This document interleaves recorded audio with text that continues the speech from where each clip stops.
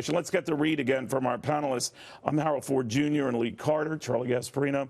So, Harold, I'm looking at all of these cross currents and I'm thinking, nowhere in the top 10 lists I've seen of issues for voters is debt, is the deficit. That's a big deal to me, maybe because I've been focused on it for so many years that we tend not to have any problem with the fact that we have a spending problem. Since 07, 08, with the crisis, everyday Americans said, wait a sec, you all had those problems with the economy, with the housing crisis, yet all the wealthy people seem to do okay and we didn't. So we'll talk about the debt when we get back on our feet. Two, Trump in the campaign in 2016 made it clear he was not going to cut Medicare, Social Security, and Medicaid, and he has stood firm by that. Finally, well, had he done that, he probably would not have been elected. Right, but and also we wouldn't be facing some of these challenges, this big number. And finally, the real tragedy of the numbers, we're not looking at a number like this and saying, wow, we've invested heavily in new infrastructure, in new schools, in new broadband, so we're going to see it pay off over the next 10, 15 years. Well, how are his deficits any worse than Barack Obama's? So Neil, this is not, I'm not making this partisan or weaponizing this politically. The hurtful part is that. It could make for more interesting. No, but I mean, the truth is that's the problem. Now, Donald Trump is going to have to answer these questions. He'll say but he will not have Republicans raising it. He'll have Democrats who will have a harder time if it's one of our liberals who are wanting to grow this thing even more. This is how he'll answer it. He'll say, listen, the Congress didn't cut the budget enough. You know, we now have divided Congress. I know he at first had Republicans in there. He'll also say, you know, there was a payoff to this. You know, we spent money. This was kind of Keynesian. We cut taxes. And unemployment is now at 3.5%. So just remember, you know, there was a payoff here. You got a decent economy through spending.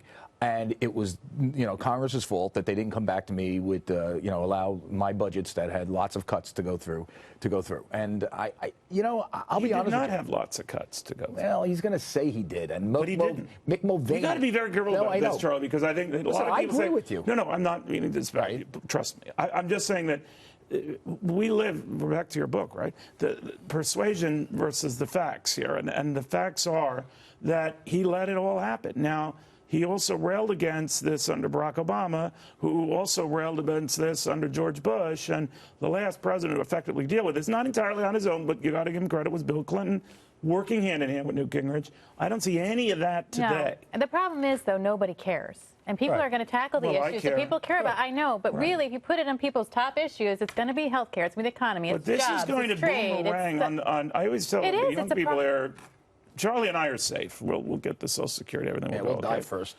But I have a very young crew. You could add all their ages up together, and they're still half my age. You know the other the other part is? The other part is going back to persuasion, though, we have to make people care about this because it's going to take sacrifice. We're not going to be able to get all the things that we want, and it's hard. But your book touts the virtue of just lying.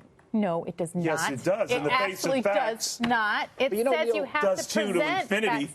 It says you present facts in a way that people are going to digest them. One of the problems with making the deficit an issue is that from the economic standpoint, it's not. There is an academic strain in the Democratic Party that says deficits don't matter. The Fed could just buy all the debt. I can't remember the name of that term. There's this whole new school of liberal, progressive. Well, in this age, to your point, with the strong economy, you can make that. And Larry Kudlow would come back to you and say, we're going to cut taxes more, and that will grow the economy. By the way, there was a time when Larry Kudlow was worried about deficits. I know that. But and to be clear, none of them are worried. No one's worried about it, to Lee's point. This is something that everyone's going to let go. And frankly, if you were a cynic and you were running against President Trump in a presidential primary, you'd say, Mr. President, you have $1 trillion debt, but you didn't get a wall. How did you not get a wall and spend a little more money with all that money being spent? So there are a number of things that come up here, but there's blame to go around. There's blame to go around here. The numbers are so big, and people have been hearing about this for so long that it's like it's a boy who cried wolf. It's like, I don't know what that means. It's a lot of money.